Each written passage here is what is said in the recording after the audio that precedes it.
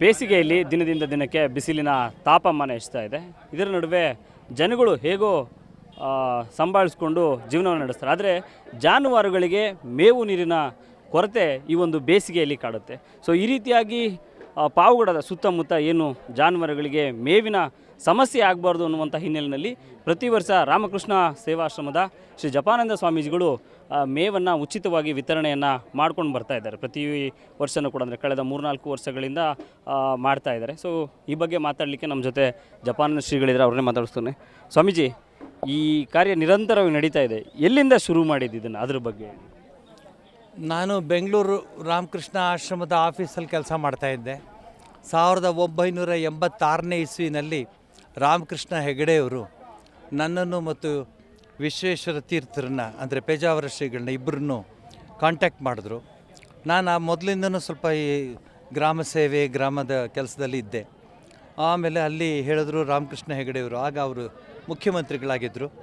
ಅವರು ಭಾಳ ಚೆನ್ನಾಗಿ ಹೇಳಿದ್ರು, ಪೂಜ್ಯರೇ, ಈಗ ಬರಗಾಲದ ಸ್ಥಿತಿ ಭಾಳ ಭಯಂಕರವಾಗಿದೆ, ತಾವು ಏನಾದರೂ ಒಂದು ಸೇವೆ ಕೆಲಸ ಮಾಡಬೇಕು ಅಂದಾಗ ಇವರು ವಿಶ್ವೇಶ್ವರ ತೀರ್ಥರು, ನಾನು ಗಾಣಗಾಪುರ, ಬಾಗಲಕೋಟೆ ಅಲ್ಲೆಲ್ಲ ನಾನು ಕೆಲಸ ಮಾಡ್ಕೋತೀನಿ, ಆ ಕಡೆ ಭಾಗ ನಾನು ನೋಡ್ಕೋತೀನಿ ಅಂದರು.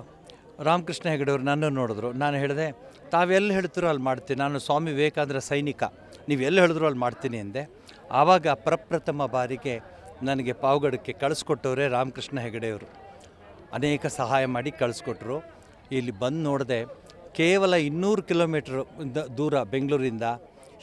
ಹೀಗೂ ಇದೆಯಾ ನಿಮ್ಮ ಟಿ ವಿನಲ್ಲಿ ಬರ್ತದೆ, ಹೀಗೂ ಉಂಟೇ ಅಂತ, ಹೀಗೂ ಇದೆಯೇ ಪ್ರಪಂಚ ಅಂತ ಅನಿಸ್ಬಿಡ್ತು. ಭಾಳ ಕಷ್ಟವಾಗಿಬಿಡ್ತು. ಆವಾಗ ಶುರು ಮಾಡಿದ್ದು ಈ ಕೆಲಸ. 35 ವರ್ಷದಿಂದ ಪ್ರತಿ ಬೇಸಿಗೆಯಲ್ಲಿ ಈ ಮೇವನ್ನು ಹಂಚ್ತಾ ಇದ್ದೀವಿ ನಾವು. ಪ್ರತಿ ಬೇಸಿಗೆಯಲ್ಲಿ ಸುಮಾರು 1,000 ರೈತರುಗಳಿಗೆ ಹಂಚ್ತೀವಿ. ಈಗ ನಮ್ಗೆ 600 ಮೇಲೂ ಬಂದಿದೆ. ಆಮೇಲೆ ಒಂದು 8,000 ಹಸುಗಳನ್ನ ಕಾಪಾಡ್ತಾ ಇದ್ದೀವಿ, ಗೋ ಸಂರಕ್ಷಣೆ ಮಾಡ್ತಾಯಿದ್ದೀವಿ. ಎಲ್ಲೆಲ್ಲಿಂದ ರೈತರು ಬರ್ತಾರೆ? ಅಂದರೆ ಈಗ ತುಮಕೂರು, ಪಾವಗಡ ಇಲ್ಲಿಯವ್ರು ಮಾತ್ರ ಅಲ್ಲ, ಈ ಜಿಲ್ಲೆಯವ್ರು ಮಾತ್ರ ಅಲ್ಲ, ಪಕ್ಕ ಆಂಧ್ರ ಇದೆ. ಸೊ ಎಲ್ಲೆಲ್ಲಿಂದ ರೈತರೆಲ್ಲ ಬಂದು ಮೇವು ತೆಗೆದುಕೊಂಡು? ಹೇಳ್ತೀನಿ, ಸುಮಾರು 30ರಿಂದ 40 ಕಿಲೋಮೀಟ್ರ್ ರೇಡಿಯಸಲ್ಲಿ, 50 ಅಂತಲೇ ಹೇಳಿ, ಕೆಲವರೆಲ್ಲ ಬಂದು ಎತ್ಕೊಂಡು ಹೋಗ್ತಾರೆ ಸ್ಕೂಟ್ರ್ನಲ್ಲಿ.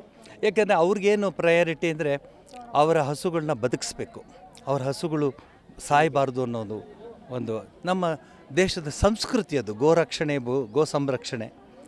ಆಮೇಲೆ ನಾನು ಚಳ್ಳಕೆರೆ, ಅದರಲ್ಲೂ ದೇವರ ಎತ್ತುಗಳು, ಅದರಲ್ಲೂ ಹಟ್ಟಿಗಳಿದೆ ಅಲ್ಲಿ, ಒಂದೇ ಕಡೆ ಇದೆ. ಆ ಹಸುಗಳನ್ನೆಲ್ಲ ನೋಡ್ಬಿಟ್ಟು ಕಣ್ಣಲ್ಲಿ ನೀರು ಬಂದುಬಿಡ್ತು. ಹಾಗಾಗಿ ಜನವರಿಯಿಂದ ಅಲ್ಲಿ ಶುರು ಮಾಡಿದೆ ನಾನು. ಈ ವರ್ಷದ ಜನವರಿಯಿಂದ ಅಲ್ಲಿ ಶುರು ಮಾಡಿಬಿಟ್ಟು ಈಗ ಕಂಟಿನ್ಯೂ ಮಾಡ್ತಾಯಿದ್ದೀನಿ.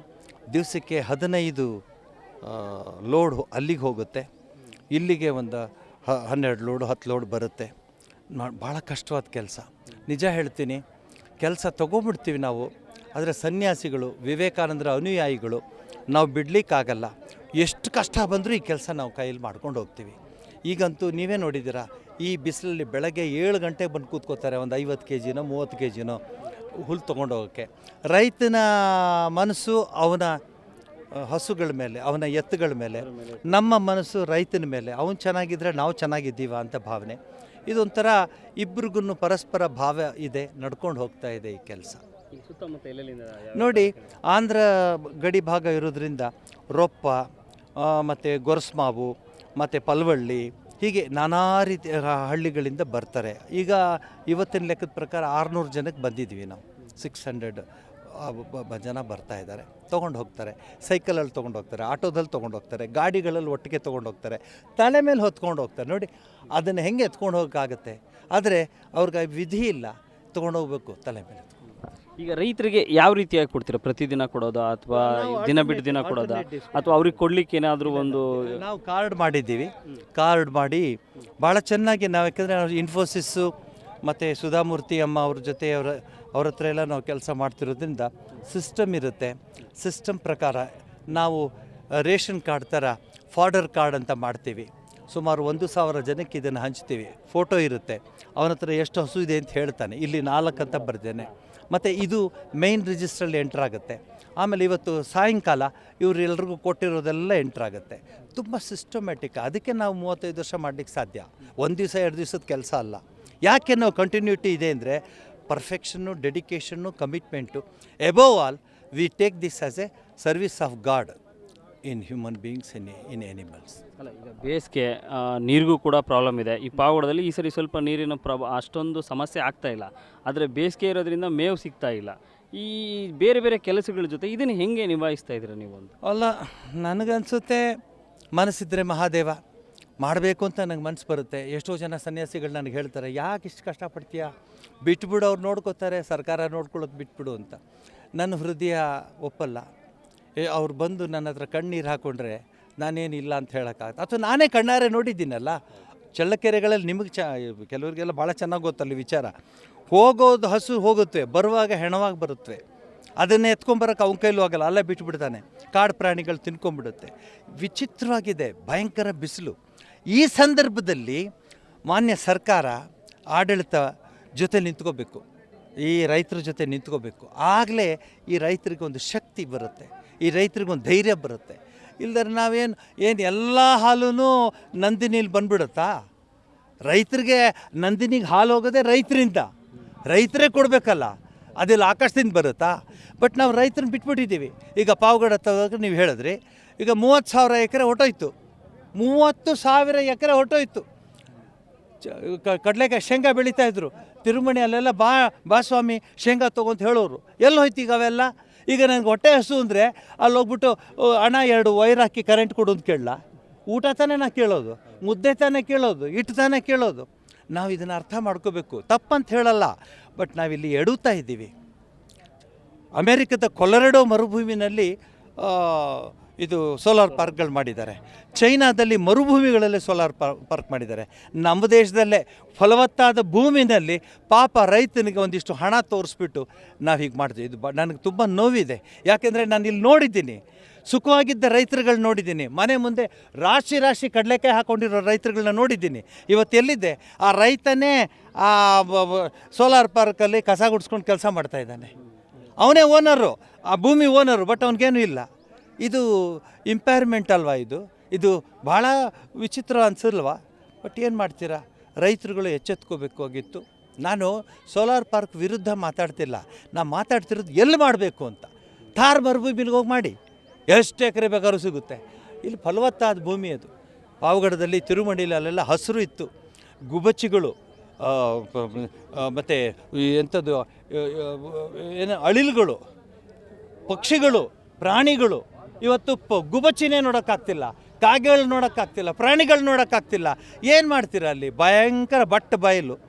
ಹೊಟ್ಟೆ ಹಸು ಅಂದರೆ 20 ವೋಲ್ಟ್ ಕರೆಂಟ್ ತೊಗೊಂಡೋಗು ಅಂತಾರೆ. ಹೊಟ್ಟೆ ಹಸಿದ್ರೆ ಮುತ್ತೇನೆ ತಿನ್ನಬೇಕು. ಏನು ಹಿಂಗಾಗಿದೆ, ಏನು ಮಾಡೋಕ್ಕಾಗತ್ತೆ?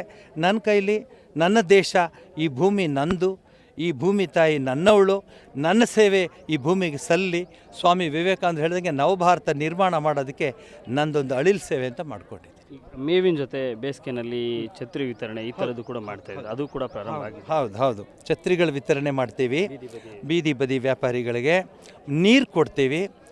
ಯಾರು ಅನೇಕ ಹೇಳಿದ್ರು ನೀರಿನ ಪ್ರಾಬ್ಲಮ್ ಇಲ್ಲ, ನೀರಿನ ಪ್ರಾಬ್ಲಮ್ ಇತ್ತು. ನನ್ನ ಹತ್ರ ಇಷ್ಟು ದೊಡ್ಡ ಫೈಲ್ ಇದೆ. ಏನೇ ಕಾರ್ಯಕ್ರಮ ಆಗಲಿ, ತಹಸೀಲ್ದಾರ್ ಆಫೀಸಲ್ಲಿ ಏನೇ ಕಾರ್ಯಕ್ರಮ ಆಗಲಿ, ವಿದ್ಯಾ ಇಲಾಖೆಯಲ್ಲಿ ನನಗೆ ಲೆಟ್ರ್ ಬರುತ್ತೆ, ನೀರು ಬೇಕು ಅಂತ. ಹೋದ ವಾರ ಕಳಿಸಿದ್ದೀನಿ 5 ದಿವಸ ಕುಡಿಯೋ ನೀರನ್ನ. ಜಾತ್ರೆ, ನೀರು ಕೊಡಿ ಸ್ವಾಮೀಜಿ. ಅಲ್ಲಿ ಯಾವುದೋ ಟ್ರೈನಿಂಗು, ನೀರು ದಾಖಲಿದೆ. ನೀರಿನ ಪ್ರಾಬ್ಲಮ್ ಇಲ್ದರೆ ಅವ್ರು ಯಾಕೆ ನಮ್ಮನ್ನು ಕೇಳಬೇಕು? ಆಮೇಲೆ ಪಾವಗಡದಲ್ಲಿ 10 ಕಡೆ ನೀರು ಕೊಡ್ತಾಯಿದ್ದೀವಿ ನಾವು. 10 ಕಡೆ ನೀರು ಕೊಡ್ತಾಯಿದ್ದೀವಿ. ಎಷ್ಟು ಕಷ್ಟ ನೀರು ಮೇಂಟೈನ್ ಮಾಡೋದು ಯೂನಿಟ್ಗಳು. ಸುಮ್ಮನೆ ಮಾಡ್ತೀವಾ? ಹಾಗೆ ಬಿಟ್ಬಿಡ್ತೀವಿ, ಬಿಡಿ, ನೀವೇ ಮಾಡ್ಕೊಳ್ಳಿ. ಎಲ್ಲದಕ್ಕಿಂತ ಮಿಗಿಲಾಗಿ ಪೊಲೀಸ್ ಸ್ಟೇಷನ್ಗೆ ನಾವೇ ನೀರು ಸಪ್ಲೈ ಮಾಡ್ತೀವಿ. ಆಸ್ಪತ್ರೆಗೆ ರಾಮಕೃಷ್ಣ ಸೇವಾಶ್ರಮ, ಅಗ್ನಿಶಾಮಕ ದಳಕ್ಕೆ ರಾಮಕೃಷ್ಣ ಸೇವಾಶ್ರಮ, ಬಸ್ ಸ್ಟ್ಯಾಂಡ್ಗೆ ರಾಮಕೃಷ್ಣ ಸೇವಾಶ್ರಮ. ಇನ್ನೇನು ಬೇಕು ನಿಮಗೆ? ನೀರಿನ ಸಮಸ್ಯೆ ಇಲ್ಲ ಅಂದರೆ ನಾನೇನು ಹೇಳಲಿ? ಇದು ಆಳುವ ಸರ್ಕಾರಗಳಿಗೆ ಈ ರೀತಿಯ ಸಮಸ್ಯೆಗಳು ಕಾಣೋದಿಲ್ವಾ? ಏನು ಕಣ್ಣು ಮುಚ್ಚಿಕೊಳ್ತಿದೆಯಾ, ಏನು ಅಂತೀರ? ನಾನು ರೈತನ ಜೊತೆ ಇರೋನು. ನನಗೆ ಇವ್ರ ಕಷ್ಟ ನನಗೆ ಗೊತ್ತು. ಅವರೆಲ್ಲ ದೊಡ್ಡವರು, ಮೇಲ್ಗಡೆ ಇರೋರು, ಅವ್ರು ಕಾಣುತ್ತೋ ಇಲ್ಲ ನನಗೇನಪ್ಪ ಗೊತ್ತು. ಏನಣ್ಣ ನೀನು ಹೇಳು? ಅವ್ರಿಗೆ ನಾನು ಕಾಣಲ್ಲ ಅನಿಸುತ್ತೆ. ನಮ್ಮ ಕೆಲಸ ಕಾಣೋದಿಲ್ಲ, ಪರವಾಗಿಲ್ಲ, ದೇವರಿದ್ದಾನೆ. ನೋಡಿ ಎಷ್ಟು ಟ್ರ್ಯಾಕ್ಟ್ರಿಗಳು ನಿಂತಿವೆ, ಎಷ್ಟು ಗಾಡಿಗಳು ನಿಂತಿವೆ. ಅವ್ರಿಗೆಲ್ರಿಗೂ ಹುಲ್ಲು ಕೊಡ್ತೀವಿ ನಾವು. ಸಂಜೆವರೆಗೂ ಎಲ್ಲಿಂದ ಎಲ್ಲ ಮೇವು ತರಿಸ್ತೀರಾ ಈ ರೈತರಿಗೆ? ಕಣೆಕಲ್ಲು ಗುಂತಕಲ್ಲು ಎಲ್ಲೆಲ್ಲಿ ತುಂಗಭದ್ರಾ ಹರಿದಿದ್ದಾಳೋ ಅಲ್ಲಿ ಹೋಗಿ ತೊಗೊಂಬರ್ತೀವಿ, ಖರೀದಿಸ್ತೀವಿ. ತುಂಬ ಕಾಸ್ಟ್ಲಿ. ಆದರೆ ಏನು ಮಾಡ್ತೀರಾ, ನಮ್ಮ ರೈತರು ಉಳ್ಕೊಳ್ಳಿ, ಅವ್ರು ನನ್ನನ್ನು ನೆನೆಸ್ಕೋತಾರೋ ಇಲ್ಲೋ ಗೊತ್ತಿಲ್ಲ. ಆದರೆ ನಾನು ಅವ್ರಿಗೋಸ್ಕರ ಇಷ್ಟು ಕಷ್ಟಪಡ್ತೀವಿ. ಒಂದು ಹುಲ್ ಥರ ಕಷ್ಟ ಇದೆ, ಮಾಡ್ಕೊಂಡು ಹೋಗ್ತಾ ಇದ್ದೀನಿ. ತಮ್ಮ ಹತ್ರ ಏನಾದರೂ ಫೀಡ್ಬ್ಯಾಕ್ ಹೇಳ್ತಾರಾ ರೈತರು? ಏನು ಅಯ್ಯೋ ಬಂದು ಹೇಳ್ತಾರೆ, ಆ ಹೆಂಗಸರುಗಳು ಬಂದು ಹೇಳ್ತಾರೆ. ಇವ್ರು ಎಲ್ಲರೂ ಕೇಳಿ ನಾನು ಹೊರಟೋಗ್ತೀನಿ ಇಲ್ಲಿಂದ, ಆ ಕಡೆ ನಾನು ಆಫೀಸ್ಗೆ ಹೋಗ್ತೀನಿ, ಇವ್ರ ಹತ್ರ ಮಾತಾಡಿ ಅವರೇ ಹೇಳ್ತಾರೆ ಎಷ್ಟು ಕಷ್ಟ ಇದೆ. ಕೇಳಿ ಅವ್ರನ್ನ. ಈ ಬಿಸಿಲಲ್ಲಿ ನಾನು ನಿಂತ್ಕೊಂಡು ಕೆಲಸ ಮಾಡಬೇಕಾಗಿದ್ದು ಏನಿದೆ. ಆದರೆ ಸ್ವಾಮಿ ವಿವೇಕಾನಂದರು ನಮಗೆ ದಾರಿ ತೋರಿದ್ರು. They alone live who live for others, the rest are more dead than alive ಅಂತ ಹೇಳಿದ್ರಲ್ಲ, ಅದಕ್ಕೆ ನಾನು ಈ ಕೆಲಸ ಮಾಡ್ತಾಯಿದ್ದೀನಿ. ನಮಸ್ಕಾರ. ಧನ್ಯವಾದಗಳು. ಇದಿಷ್ಟು ಜಪಾನಂದ ಸ್ವಾಮೀಜಿಗಳ ಮಾತಾಗಿರುವಂಥದ್ದು.